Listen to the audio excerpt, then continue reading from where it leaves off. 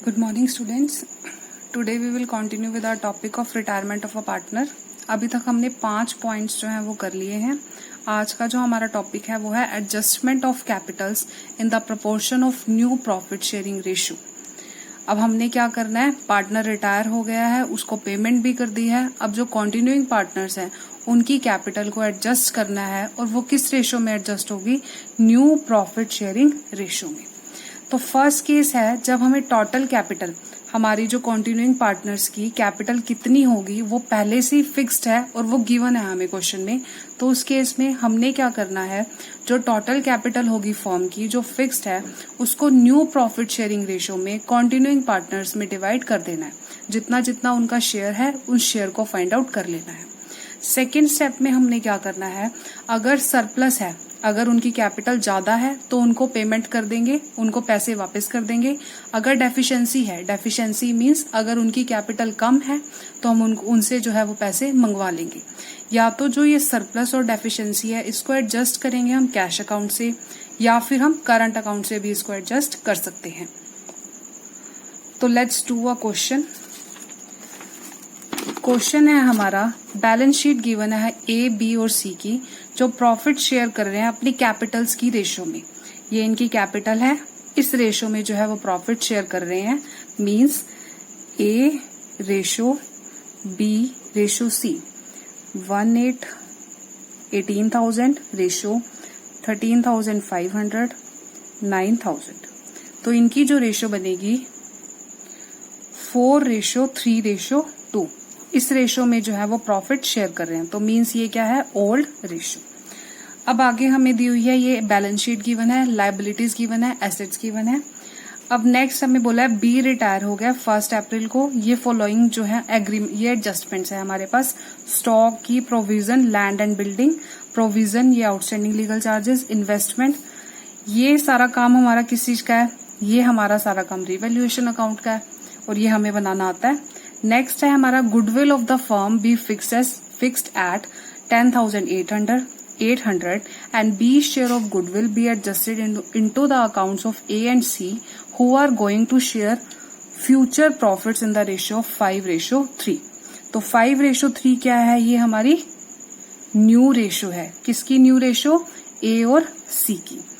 अब हमने क्या करना है, गुडविल की एंट्री पास भी करेंगे हम, ये सारा काम हम वर्किंग नोट में करेंगे. जो ये लास्ट पॉइंट है एंटायर कैपिटल, ये हम बाद में करेंगे. पहले हम इतना काम जो है कंप्लीट कर लेते हैं. सबसे पहले हमने क्या बनाना है, रिवैल्यूएशन अकाउंट, फिर हमने बनाना है कैपिटल अकाउंट और लास्ट में हम क्या बनाएंगे, बैलेंस शीट.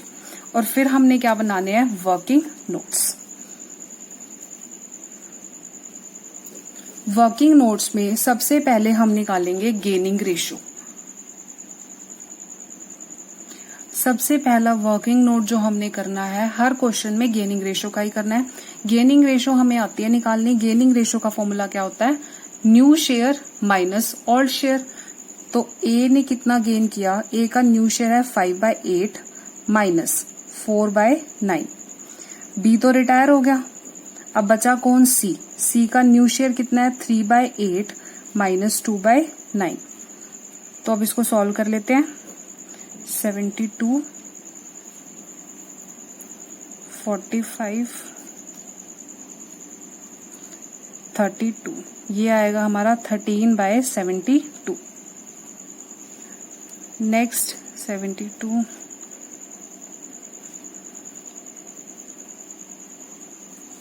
11/72. तो गेनिंग रेशो क्या आई, ए रेशो सी की 13:11. तो अब जो गुडविल की एडजस्टमेंट एंट्री होगी वो किस रेशो में होगी, 13:11 में. अब सेकंड जो हमने स्टेप करना है वो क्या करना है, रिटायरिंग पार्टनर का गुडविल में शेयर निकाल लेना है. तो B share of goodwill, total goodwill हमें गिवन है 10,800. इसमें बी का शेयर कितना है, 3/9. तो इसको जब हम सॉल्व करेंगे 3600 जो है वो शेयर किसका है, गुडविल का, बी का है. अब इसकी अगर हमने एंट्री पास करेंगे तो क्या एंट्री पास करेंगे, gaining partners capital account debit to retiring partner. Gaining partner कौन है? A capital account debit, C capital account debit, 2 retiring partner कौन है? B capital account. अब बी का शेयर कितना है? 3600। अब ये किस रेशो में कंपनसेट करेंगे? गेनिंग रेशो में। ए कंपनसेट करेगा 1950 और सी कितना कंपनसेट करेगा? 1350। ये किसको देंगे? बी को दे देंगे गुडविल का शेयर। अब हमने बनाना है रीवैल्यूएशन अकाउंट। अब रीवैल्यूएशन अकाउंट बना लेते हैं। पहली एंट्री क्या है? Stock to be depreciated by 6%।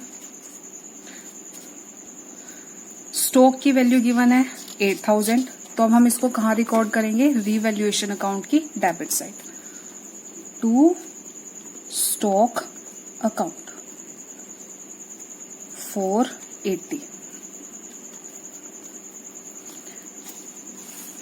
Next है provision for doubtful debts 5% on debtors. अब 5% कितना बनेगा इसका? 250। अब प्रोविजन कितना बना हुआ है हमारा? 100 का। तो बचा कितना? 150 का। तो हम ये क्रिएट कर देते हैं। To provision for doubtful debts 150। Next है land and building be appreciated by 20%। अब 25,000 का 20% 5,000। तो अब हम कहाँ रिकॉर्ड करेंगे? रीवैल्यूएशन अकाउंट की credit side by land and building 5,000। Provision for 770 be made in respect of outstanding legal charges. तो ये क्या है? हमारी लाइबिलिटी है। लाइबिलिटी हमारी क्रिएट हो रही है, तो इसको हम कहाँ लिखेंगे? इंक्रीज हो रही है हमारी लाइबिलिटी। रीवैल्यूएशन की debit side to outstanding legal charges. और अमाउंट कितना है? 770। Investment were brought down to 8500। Investment की वैल्यू कितनी है? 11,500। अब कहाँ तक लेके आनी है इन्वेस्टमेंट की वैल्यू? 8500। अब ये क्या हो गई? कम हो गई। कितनी कम हुई? 3000। तो अब इसको कहाँ रिकॉर्ड करेंगे हम? To investment.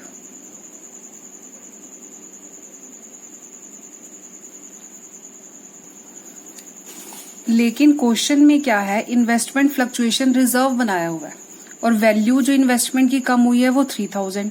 तो इसको हम कहाँ से कंपनसेट करेंगे? इन्वेस्टमेंट फ्लक्चुएशन रिजर्व से। तो इसलिए इसको हम रीवैल्यूएशन अकाउंट में शो नहीं करेंगे। क्यों नहीं करेंगे? क्योंकि हमें पता है कि अब जब IFR बना होता है, इन्वेस्टमेंट फ्लक्चुएशन रिजर्व बना होता है, तो वो इसीलिए ही बना होता है ताकि जो लॉस होगा हमारा fall in the value of investment की वजह से, उसको हम वहां से कंपनसेट कर पाएंगे। अब हमारा रिवैल्यूएशन अकाउंट जो है वो कंप्लीट हो गया। तो इसका टोटल आया 5000। क्रेडिट टोटल ज्यादा है तो ये क्या आया? Profit. To profit on revaluation.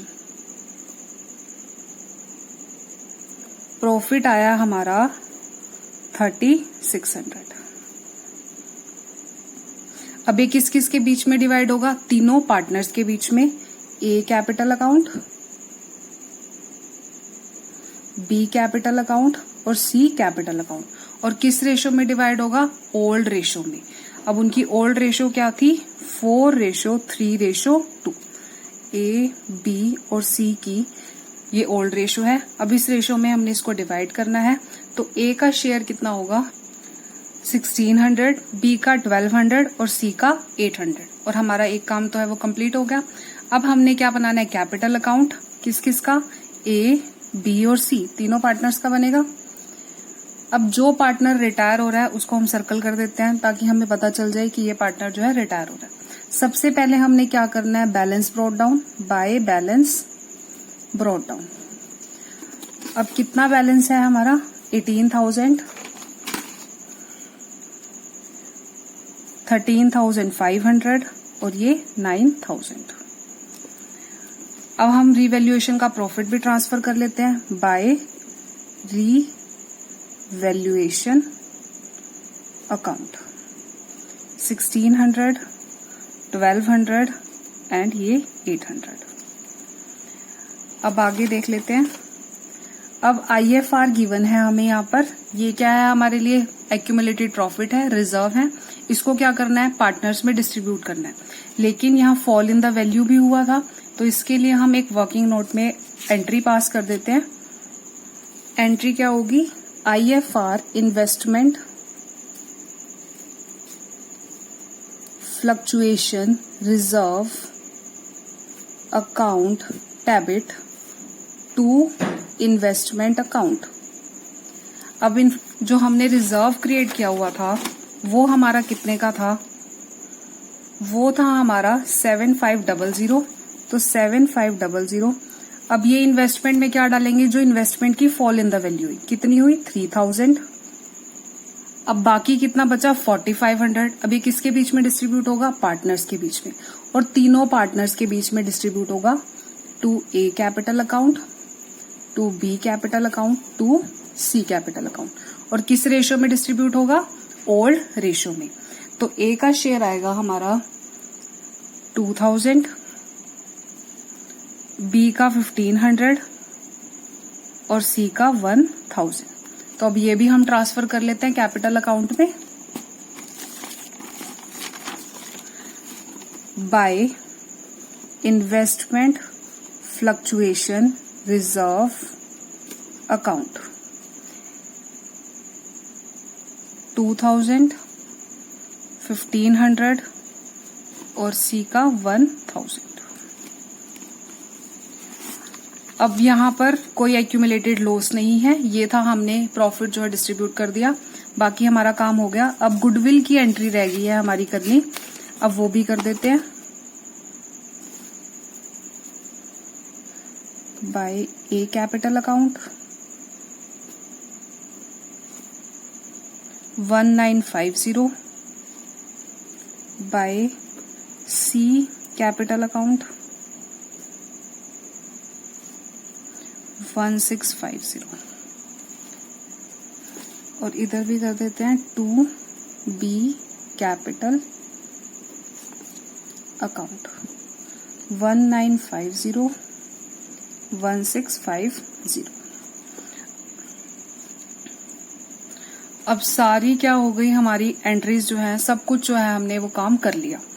अब हमने क्या करना है, B का जो अमाउंट है वो हमने कहाँ ट्रांसफर करना है, B के लोन अकाउंट में। अब यहाँ पर मेंशन है कि हमने B के लोन अकाउंट में ट्रांसफर करना है, तो हम फाइंड आउट कर लेते हैं।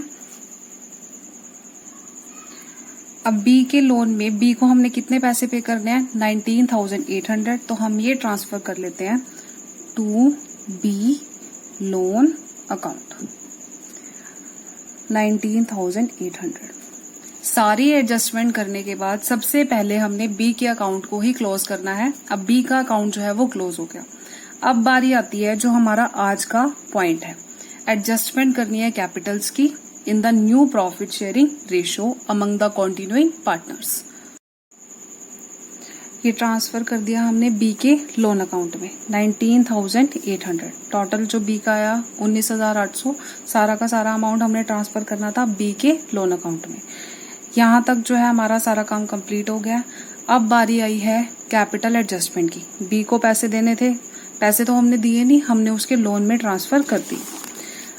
अब हमने लास्ट पॉइंट जो है वो करना है हमारा, जो आज का हमारा टॉपिक है, entire capital of the firm is fixed at 28,000 between A and C in the proportion of 5:3। अब यहाँ पर जो कैपिटल है फर्म की गिवन है, तो ये हमारा फर्स्ट केस ही है जिसपे हमें क्या गिवन होती थी, कैपिटल गिवन है, और इसको बिटवीन किसके बीच में डिवाइड करना है, A और C के बीच में। रेशियो गिवन है 5:3। Actual cash to be bought in और paid off as the case may B.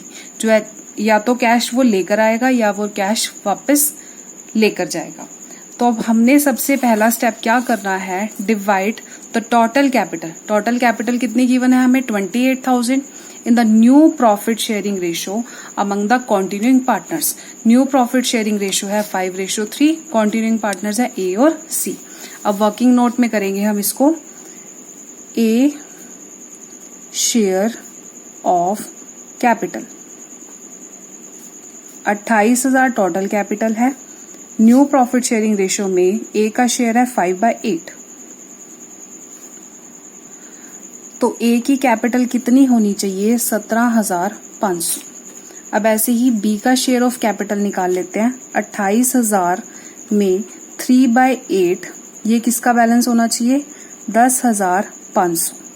ये कैपिटल होनी चाहिए ए की और ये कैपिटल होनी चाहिए बी की। तो मतलब ये क्या है? ये होना चाहिए बैलेंस जो होना चाहिए ए की कैपिटल का और बी की कैपिटल का। तो हम यहां लिख लेते हैं इसको, to balance carry down. A का कितना होना चाहिए? 17,500 और बी का 10,500। अभी आपको पता चल गया ये कहां से आया? ये इनकी बैलेंस, ये कैपिटल हमने जो एडजस्ट की, टोटल कैपिटल में ए का शेयर होना चाहिए इतना और सी का शेयर होना चाहिए, सॉरी बी तो रिटायर हो चुका है, सी का शेयर होना चाहिए 10,500। अब हमने बस ये देखना है कि कैश वो लेकर आ रहा है या कैश हम उसको पे कर रहे हैं। तो जो बैलेंस होगा वो इधर भी बच सकता है और वो इधर भी बच सकता है। अब हमने क्या करना है? दोनों साइड का टोटल करके देख लेते हैं। अब टोटल जो है वो हमारा इधर का ज्यादा आ रहा है, तो ये आएगा हमारा 21,600, 21600। अब बैलेंस इधर का ज्यादा आ रहा था, तो यहां पर आएगा हमारा बैलेंसिंग फिगर। ठीक है, अब इधर का भी देख लेते हैं और कितना बैलेंस आ रहा है पहले यही सॉल्व कर लेते हैं हम। 21600 माइनस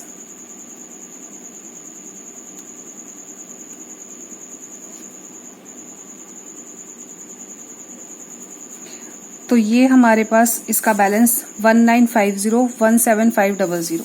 तो ये बाकी का जो बैलेंस बचा वो बचा हमारा 2150 और बैलेंस किधर बच रहा है? हमारा इस साइड बच रहा है 2150। तो ये कहां से एडजस्ट करना है हमने? कैश अकाउंट से। तो यहां लिखेंगे टू कैश अकाउंट। इसका मतलब क्या है कि जो ए है ये पैसे घर वापस ले गया, क्योंकि उसकी कैपिटल जो थी वो ज्यादा थी, उसने पहले ज्यादा अमाउंट इन्वेस्ट कर रखा था, लेकिन न्यू फॉर्म में उसकी कैपिटल सिर्फ इतनी होनी चाहिए। तो वो जो बाकी का अमाउंट था 2150 वो क्या हो गया? वो अपने पैसे वापस ले गया। अब ऐसे ही सी का भी फाइंड आउट कर लेते हैं। सी का इधर का ज्यादा है, तो ये कितना हुआ? 50।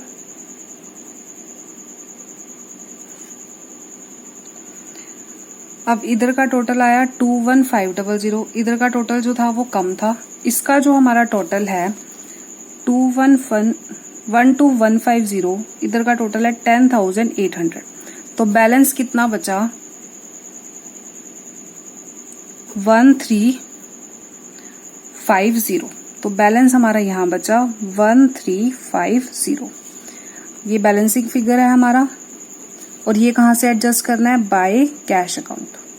इसको एडजस्ट हम कैश से भी कर सकते हैं और इसको बैंक से भी कर सकते हैं। एज द केस में भी अगर क्वेश्चन में कैश एट बैंक गिवन है तो हम इसको बैंक से एडजस्ट कर लेंगे, और अगर at cash in hand given है तो हम उसको कैश से एडजस्ट कर सकते हैं। यहां पर भी यही। इसका क्या मतलब हुआ कि जो सी है उसमें उसकी कैपिटल में डेफिशिएंसी थी, तो ये पैसे जो है 1350 सी जो है वो अपने घर से लेकर आया है, क्योंकि उसकी कैपिटल का शेयर कितना होना चाहिए था? 10,500, लेकिन उसकी कैपिटल कितनी थी? 10,000। ये जो उसकी कैपिटल थी वो कम थी, तो इतने पैसे वो जो है वो अपने घर से लेकर आया है। आई होप आपको ये समझ आ गया होगा कैपिटल एडजस्टमेंट हमने कैसे करनी है। या तो एक मेथड तो ये है कि हम इसको डायरेक्टली ऐसे कर सकते हैं। दूसरा मेथड ये है कि हम बी का जो लोन अकाउंट है जब हम उसको क्लोज करते हैं फिर हम क्या करें, दोनों पार्टनर्स की जो कैपिटल रह जाती है उसका हम बैलेंस फाइंड आउट कर लें। अब यहाँ पर हमने क्या किया, तीनों के अकाउंट्स को क्लोज कर लिया। जैसे बी के हमने अमाउंट को लोन में ट्रांसफर किया तो हमने तीनों को अकाउंट को क्लोज कर लिया। इधर का टोटल आ रहा था 21600, तो ये जो बैलेंस था ये हमने क्या कर दिया, कैरी फॉरवर्ड। अब यही बैलेंस हम क्या करेंगे, बैलेंस ब्रॉट डाउन। ए का बैलेंस 19650, बी का अकाउंट तो क्लोज हो गया 9150। अब हमने क्या करना है, वही स्टेप रिपीट करना है। वही स्टेप क्या कि हमने क्या करना है, कैपिटल का शेयर निकालना है। 17,500 शेयर किसका होना चाहिए टोटल कैपिटल में, ए का, और सी का कितना होना चाहिए 10,500। फिर हमने यही बैलेंस यहाँ पर रिकॉर्ड कर देना है। अब देखो, अब हमने क्या करना है, इनका टोटल करना है। 9 इधर का टोटल ज्यादा आ रहा है 19,650, और इधर का टोटल ज्यादा आ रहा है इसका 10,500। अब बैलेंस इसका कहां पर बचा, ए का बैलेंस तो इधर बचेगा क्योंकि ए का क्रेडिट का टोटल ज्यादा आ रहा था, तो बैलेंस बचा ए का 2150। तो ये बैलेंस कहां से एडजस्ट करेंगे, टू कैश अकाउंट से या फिर बैंक अकाउंट से, एज द केस में भी। तो इसका मतलब क्या है, ए इतने पैसे अपने घर वापस ले गया क्योंकि उसकी कैपिटल जो थी वो ज्यादा थी। अब इसका बैलेंस इधर बचेगा सी का, बाय कैश अकाउंट। तो इसका मतलब क्या हुआ कि सी को ये पैसे घर से लेके आने पड़ेंगे। कितने लाने पड़ेंगे, 1350। जैसे आपको सही लगे आप वैसे ही कर सकते हो, दोनों केस ही करेक्ट हैं, दोनों तरीके से ही हम कर सकते हैं। अब लास्ट हमने क्या बनानी है, बैलेंस शीट बनानी है।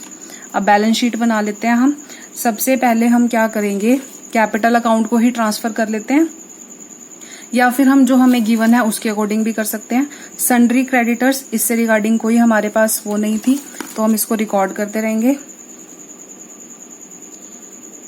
यहाँ लाइबिलिटीज और ये हमारे एसेट्स।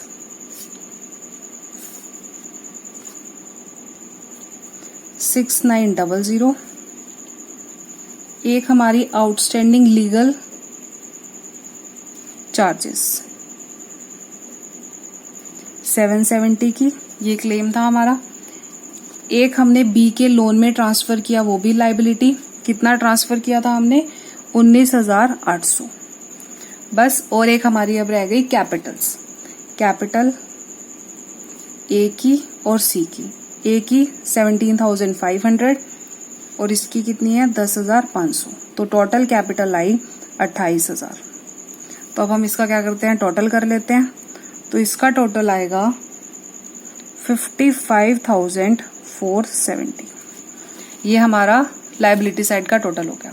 अब हम एसेट साइड की बात करते हैं। एसेट साइड में कैश एट बैंक गिवन है, ये बहुत इंपॉर्टेंट पॉइंट है, इसको अब देखना। अब कैश एट बैंक, अब ये भी हम वर्किंग नोट में ही कर लेते हैं। कैश एट बैंक, ये आपको वर्किंग नोट में करके दिखाना है। हमें कितना गिवन है कैश एट बैंक, 5500। अब देखो सी लेके कितना आया 1350 और हमने ए को पे किए 2150। तो जो सी लेकर आया 1350 ये तो हम ऐड कर देंगे, जो हमने पे किए 2150 हम इसको सब्ट्रैक्ट कर देंगे। तो कैश एट बैंक का बैलेंस आया 4700। यही अमाउंट हमने यहाँ पर लिखनी है 4700। बाकी वही सब कुछ काम। सन्ड्री डेटर्स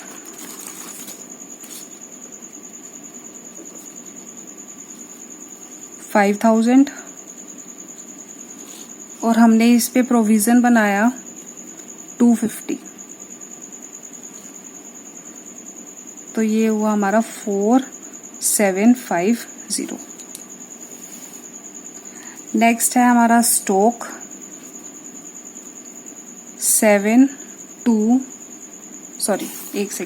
स्टॉक है हमारा 8000 और स्टॉक को डेप्रिसिएट किया था 6% से, तो ये आया हम 7520। अब इन्वेस्टमेंट